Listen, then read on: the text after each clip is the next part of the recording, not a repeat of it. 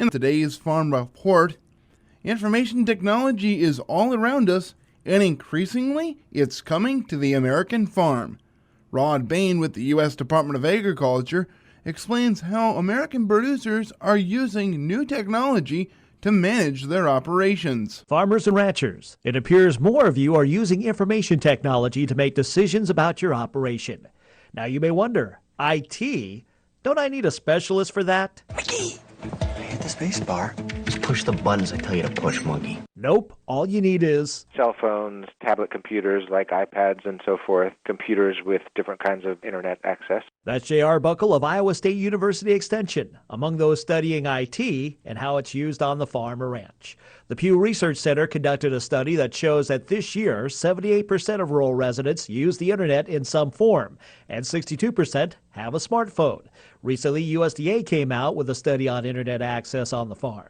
And according to the National Agricultural Statistics Service's Stephanie Brennan, only 43% use computers for farm business, including farms purchasing ag inputs over the internet. We're now at 19%. And 16% for marketing activities. Now, Arbuckle and colleagues at Iowa State recently compared internet access and use among those states' farmers from 2012 to 2014. The study showed increases in use of smartphones and tablets during that time period. But Arbuckle says the real takeaway is how survey participants say they're using these devices. Typically, if they're using the technology at all, so if they have a smartphone, of all the 30% of farmers that said they use smartphone, 96% of them said that they use them for farm decision making, and about 70, almost 80% use them either often or very often. And the same with a computer with high-speed access. So if they're using the technology, they're using it for their farm business. And what this means in terms of future research is specifically how are producers using these technologies from the business perspective. Do they tend to use certain technologies for agronomic decisions compared to pest management decisions or manure management decisions and that sort of thing? Because like mobile technologies might be better for some things versus your high-speed internet computer that's standing in your office or your house. In turn, this could help app developers create new and specific products that farmers and ranchers can use on their smartphones and tablets, meeting the growing demand for information technology. I talked to farmers that now they wouldn't go anywhere without their smartphones and their iPads, and they're really using them as an integral part of managing their businesses. I'm Rod Bain reporting for the U.S. Department of Agriculture in Washington, D.C. Critics of federal crop insurance are proposing to cut about $24 billion from the program, far more than what was included in a congressional budget agreement.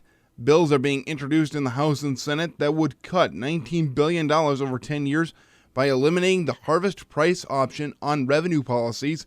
The rest of the savings would come from slashing returns to crop insurance companies and agents and cutting farmers' premium subsidies. The program is estimated to cost around $8 to $9 billion a year. The legislation, known as the Assisting Family Farmers Through Insurance Reform, AFFIRM Act, includes a $3 billion reduction in insurers' rates of return that is contained in the budget deal President Obama signed into law on Monday, but Senate and House Republican leaders have pledged to reverse the cut before it can take effect. A version of the AFFIRM Act introduced in 2013 was estimated to save around $11 billion. The new bill would also cap insurers' administrative and operating costs at $900 million a year, saving the government around $3 billion over 10 years. The phrase growing into farming rather than going into farming may be true for thousands of people, but there are also thousands of people that will be perfect for the farming industry, that being the thousands of military personnel that will be released from the service and that may go into help growing our food and providing food security. Gary Crawford with the U.S. Department of Agriculture has more. All across the country this week, Americans have been gathering to pay tribute to our veterans. One of our more prominent veterans is this man. There are two things that are not negotiable. We cannot give up food security. We can't outsource that. And we can't outsource our national security. And both are tied together. That's author and retired Army Lieutenant General Russell Honore. In his long career, he's earned just about every military honor you can get. Among other things, he was the man in charge of the military assistance and actions in the aftermath of Hurricane Katrina. And indeed, he started life and grew up in Louisiana on a small subsistence farm, left it to go to college. And my degree is in agriculture. And in 1971, two things happened. Number one, I had an obligation to the Army for 4 years.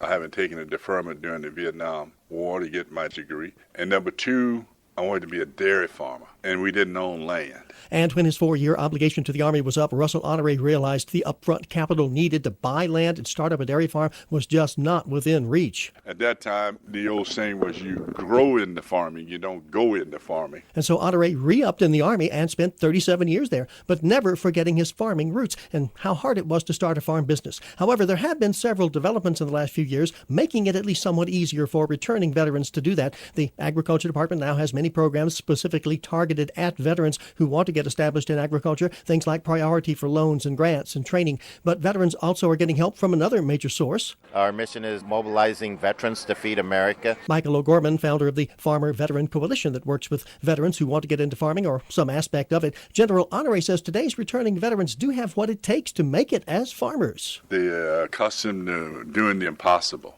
They're not afraid to take risks, and they understand the difference between a risk and a gamble. And Michael O'Gorman agrees. A great many veterans are really made for it, and some of them are great about being able to put together a business, and some of them are very charismatic. I'm learning in this business. You got to do whatever it takes. Matt Saldano, ex-Marine, came back to his home area in New Jersey in 2005, started with 5 backyard chickens, decided to sell the eggs at a local farmer's market. It kind of took off from there where I started growing chicken for meat, and people really liked that. When we moved into pigs, so now we moved into beef. And now he leases 40 acres of land for producing all those products. So there is one success story there. Lieutenant General Honore says in the next year we're going to release over 100,000 people from military service. Many of them are going to need jobs, and he has this message to people currently in the farm, food, and agriculture business. See how you can bring a veteran into agriculture and make them a part of the future of security of food for this nation. And he says with the aging U.S. farmer population currently, if we don't draw that next generation of farmers, that could be a challenge to us to be food secure. He says veterans could help to, as he put it, reseed our agriculture